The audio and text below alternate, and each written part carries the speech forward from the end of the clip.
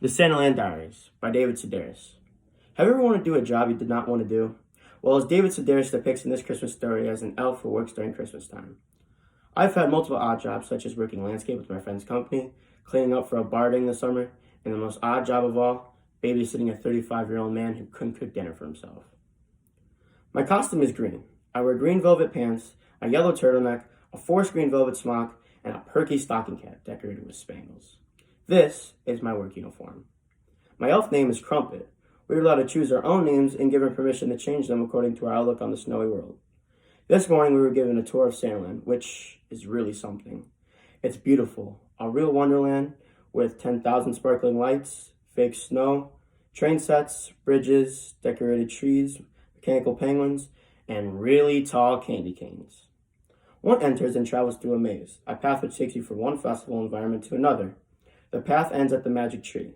The tree is supposed to resemble a complex system of roots, but looks instead like a scale model of the human intestinal tract. We traveled the path and were given the names for the various posts, such as the Vomit Corner, a mirrored wall near the magic tree, where nauseous children tend to surrender the contents of their stomach. When someone vomits, the nearest elf is supposed to yell, "Vamoose!" which is the name of the janitorial product used by the store. We were taken to the "Oh my God" corner. People arriving see the long line and say, "Oh my God!" And it is an elf's job to calm them down and explain that it will take no longer than an hour to see Santa Claus. On any given day, you can be the entrance elf, a water cooler elf, a bridge elf, train elf, etc. We were given a demonstration of the various posts in action, performed by returning elves who were so animated and relentlessly cheerful that it embarrassed me to walk past them.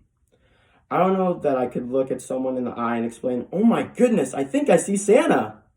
Or can you close your eyes and make a very special Christmas wish? Everything these elves said and had an exclamation point at the end of it. It makes one mouth hurt to speak with such forced merriment. I feel concerned when someone talks to me this way. Doesn't anyone? I'm afraid I won't be able to provide my grinding enthusiasm Santa is asking for. I think I'll be more of a low-key sort of elf. Today I worked as the Magic Tree Window Elf. The magic window is located in the adult quick peep line. My job is to say, "Step on the magic door and you can see Santa." I was at the magic window for 15 minutes before a man approached me and said, "You look so stupid." I have to admit, he had a point. But still, I want to say that at least I get paid to look stupid, that he gives away for free. But I'm supposed to be married. So, instead I said, thank you, as if I misunderstood and thought he said I looked terrific. I should have said real loud, "Sorry, man, I don't date other guys." I spent all day lying to people, saying, "You look so pretty, and Santa can't wait to visit with you. You're all he ever talks about. It's not just a Christmas without you. You're Santa's favorite person in the entire tri-state area." Sometimes I laid on real thick. "Aren't you the princess of Rangovia?" Santa said a beautiful princess was coming here to visit him. He said she would be wearing a red dress and that she was very pretty. "That's you, isn't it?" I lay it on and the parents mouthed the words, "Thank you," or "Good job."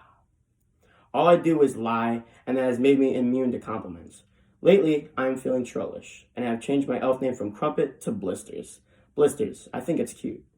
Today, a child told Santa that he wanted to see his dead father back, and a complete set of Teenage Mutant Ninja Turtles. Everyone wants those turtles. Yesterday, I was taken off the Magic Star and sent to Elf Island, which is really boring, as all you do is stand around and act merry. At noon, a huge crowd of retarded people came to visit Santa and passed me on my little island. It was a large group, and after watching them for a few minutes, I could not begin to guess where the retarded people ended and the regular New Yorkers began. Everyone looked retarded once you set your mind to it. I spent a few hours in the maze with Puff, a young elf from Brooklyn. We were standing near the lollipop forest when we realized that Santa is an anagram of Satan. We began to imagine a SantaLand where visitors could wade, thought, streaming pools before arriving at the gates of hell, where a hideous imp in a single velvet costume would take them by the hand and lead them towards Satan. Once we thought of it, we couldn't get it out of our minds. Pretty soon, we could substitute the word Satan for the word Santa. Don't forget to thank Satan for the baby alive he gave you last year. What do you think, Michael? Do you think Macy's has the real Satan? There was a real big Sesame Street Live extravaganza over at the Madison Square Garden, so thousands of people decided to make a day of it and go straight from Sesame Street to Santa. We were packed today, and everyone was cranky. Once the line gets long, we break it up into 4 different lines, because anyone in their right mind would leave if they knew it would take over 2 hours to see Santa. 2 hours! You could see a movie in 2 hours. Standing in 2-hour lines makes people worry that they're not living in a democratic nation. I was sent into the hallway to direct the second phase of the line. The hallway was packed with people, and all of them seemed to stop me with a question. There was a line for the Santa, a line for the women's room, and one woman, after asking me a dozen other questions, already asked, "Which is the line for the women's bathroom?" I shouted that I thought it was the line with all the women in it. "I'm going to have you fired," I had 2 people say that to me today. "I'm going to have you fired. Go ahead, be my guest. I'm wearing a green velvet costume. It doesn't get any worse than this." Okay, I'm trying to look on the bright side. I don't see people on the streets dressed as objects and handing off leaflets. I tend to avoid leaflets, but it breaks my heart to see a grown man dressed as a taco. So, if there is a costume involved, I tend not only to accept the leaflet, but to accept it graciously, saying, "Thank you so much," and thinking, "You poor, pathetic soul." This afternoon on Lexington Avenue, I accepted a leaflet from a man dressed as a camcorder. Hot dogs, peanuts, tacos, video cameras. These things make me sad because they don't fit in on the streets. And a parade, maybe, but not on the streets. I figured that at least as an elf, I'll have a place. I am in Santa's village with all the other elves.